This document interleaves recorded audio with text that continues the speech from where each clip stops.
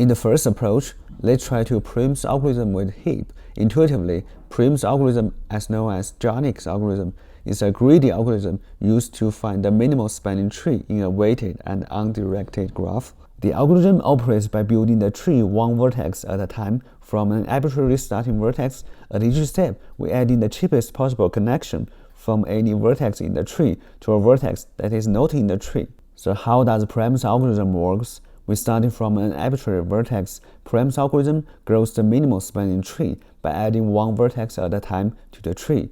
The choice of vertex is based on the greedy strategy. The addition of the new vertex incurs the minimum cost.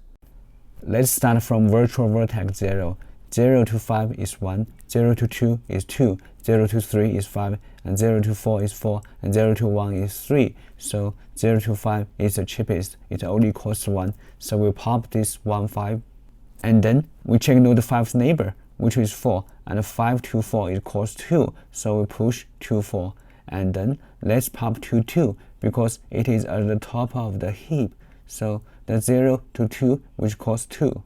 And then we check node 2's neighbor, which is node 1 and node 3, node 2 to 1, which costs 2, and node 2 to node 3, which costs 3.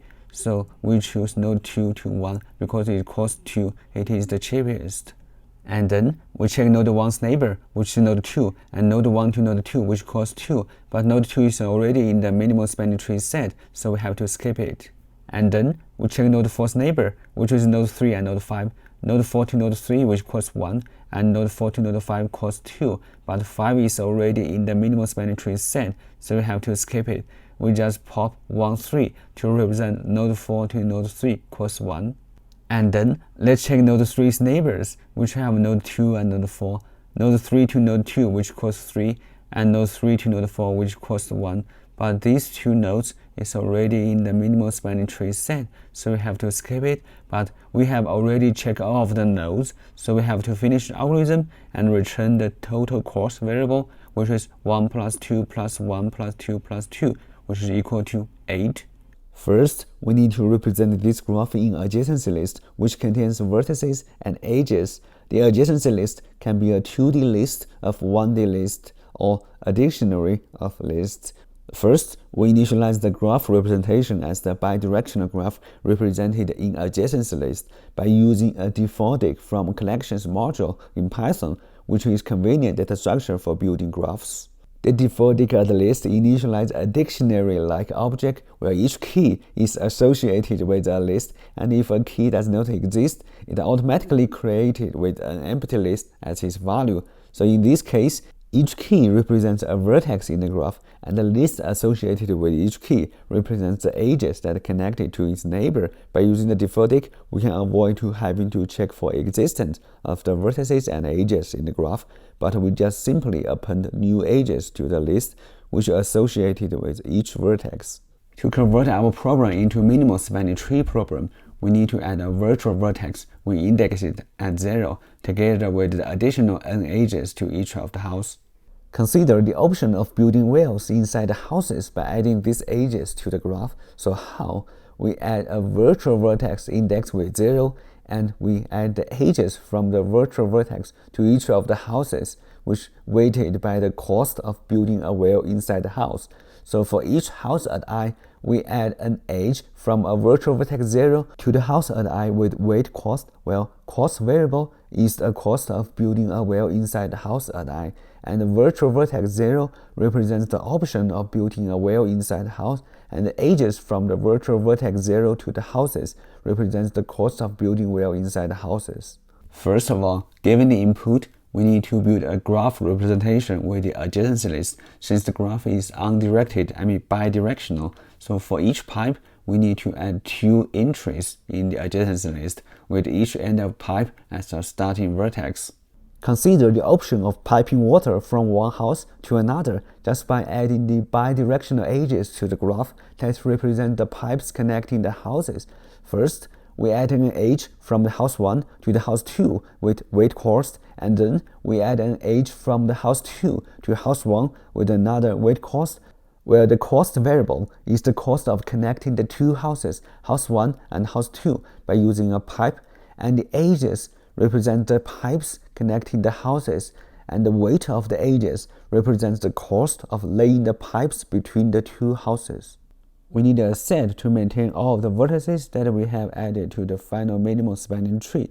So during the construction of the tree, with the help of set, we can determine whether a vertex has been added or not.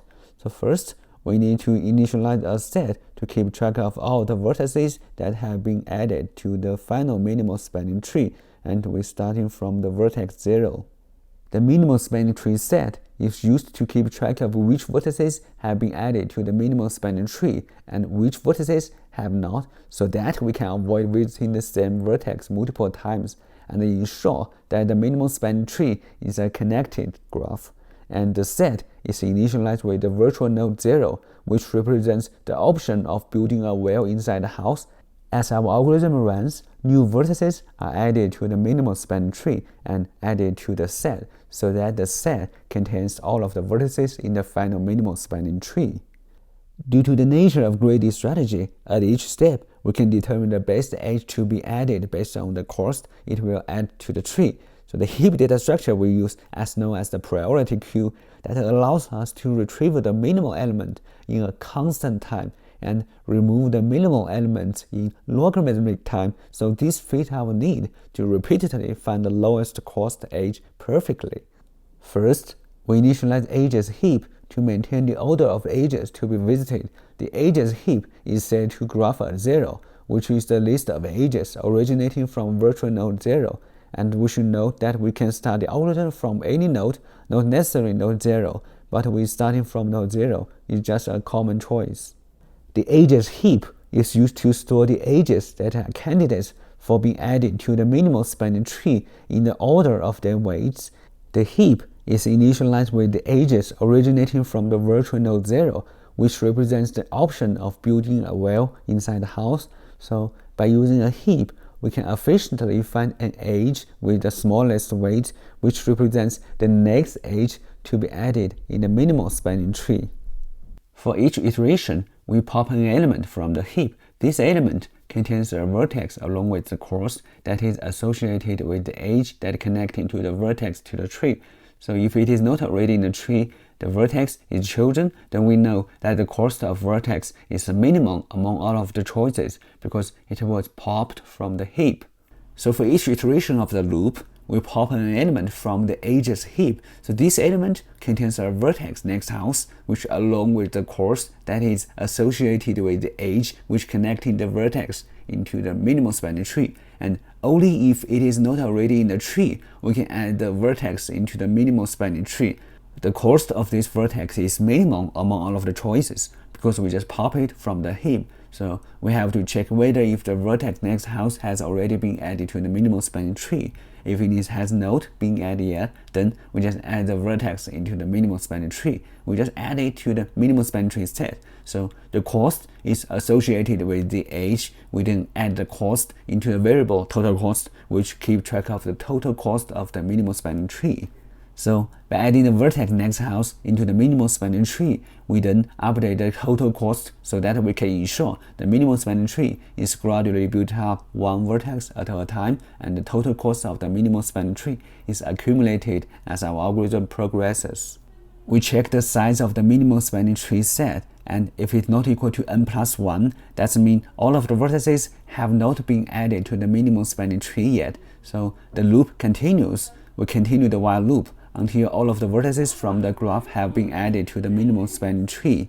In each iteration of the loop, we pop an element from the edges heap. So this element contains a vertex next house, which is along with the cost. The cost variable is associated with the edge, and the edge is connecting the vertex to the minimum spanning tree. And then we add the vertex into the minimum spanning tree, and we accumulated the cost. And once all of the vertices have been added to the minimum spanning tree, we then terminate the while loop and return the total cost variable as the result of our algorithm. So we use a for loop here, and in each iteration, once we add the vertex next house into the minimum spanning tree, we examine the neighboring vertices. So for the next round of selection, we add these vertices into the edges heap as our candidates along with the edges. And then we iterate over the edges which originating from the vertex next house. So for each edge, we extract neighboring vertex, neighbor house, and the cost, which is new cost. So these two arguments is associated with the age, and if the neighbor house is not in the minimal spanning tree set, that means it has not been added to the minimal spanning tree yet. So at that time, we can add the ages heap as our candidate for our next round of selection. Just by adding these vertices and edges into the edges heap, we can ensure that the smallest cost edge is always at the top of the heap. So in our next iteration of our for loop, this edge will become our next edge, and we will add it into our minimal spanning tree. The enumerate function has a time complexity of O of n because we need to iterate through all of the wells and add an edge from the virtual node to each house node with the corresponding well cost as the edge weight.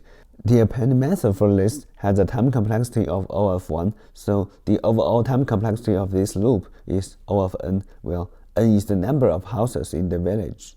We are iterating through all pipes and adding edges to the graph, which takes O of m time, and each edge addition takes O of 1 time, so the total time complexity of adding edges to the graph is O of m, where m is the number of pipes. To build a graph, we iterate through all houses to add edges from virtual node to each house node, and through all pipes to add edges between the house nodes, which takes O of n plus m. So the overall time complexity of building this graph is O of n plus m, well, n is the number of the houses and m is the number of pipes.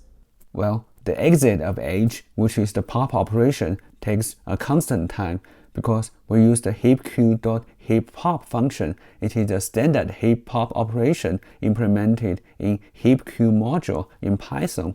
It removes and returns the smallest item from the heap, which is the edge with the minimum weight. In this case, the heapq module implements the heap data structure by using an array, and the pop operation takes O of log of n time because it needs to maintain the heap property of the data structure, which requires rearranging the elements in the array. The time complexity of the pop operation is logarithmic in the number of elements in the heap, so the time complexity of this operation is O of log of n, well, n is the number of edges in the heap. For each edge, we enter and exit the heap data structure at most once. The enter of edge into heaps, which is the push operation, takes O of log of n time, well, n is the number of elements in the edges heap, meaning heap.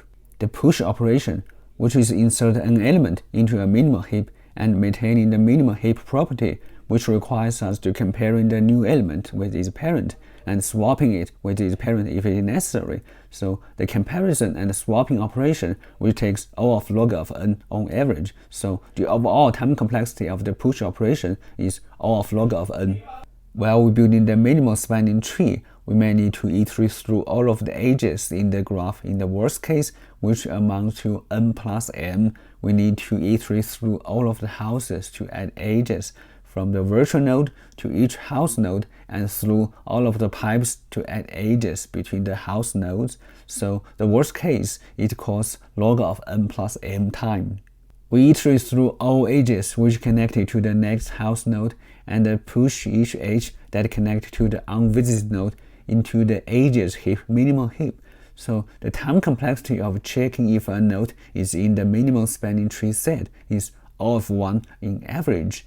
The time complexity of the push operation is O of log of n on average. Therefore, the overall time complexity of this for loop is O of d multiplied by log of n plus m time. Well, d is the number of edges which connected to the next house node.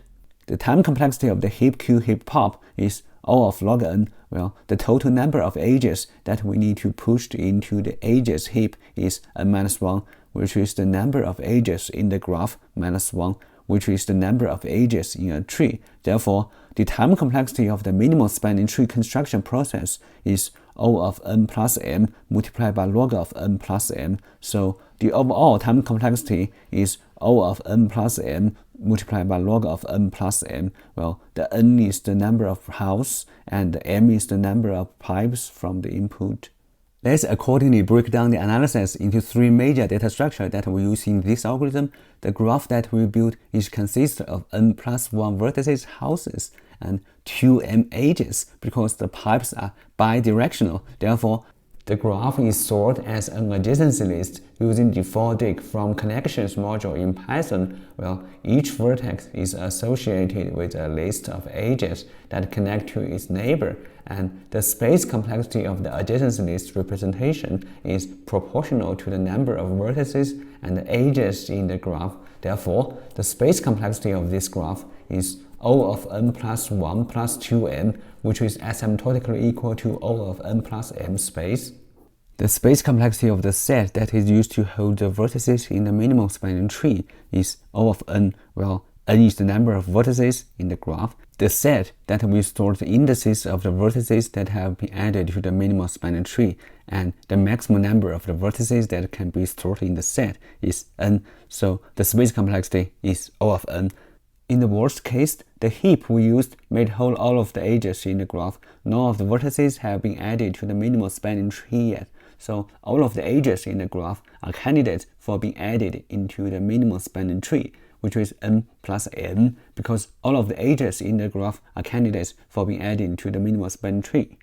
So as the algorithm runs, edges are added to the minimum spanning tree and are removed from the heap. But in the worst case, all of the edges in the graph are still in the heap, so the heap holds all of the edges in the graph. The number of edges in the graph is n plus m, where n is the number of the vertices in the graph, and m is the number of pipes connecting the houses.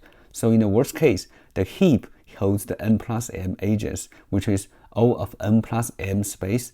So to summarize, the overall space complexity of this algorithm is O of n plus m space.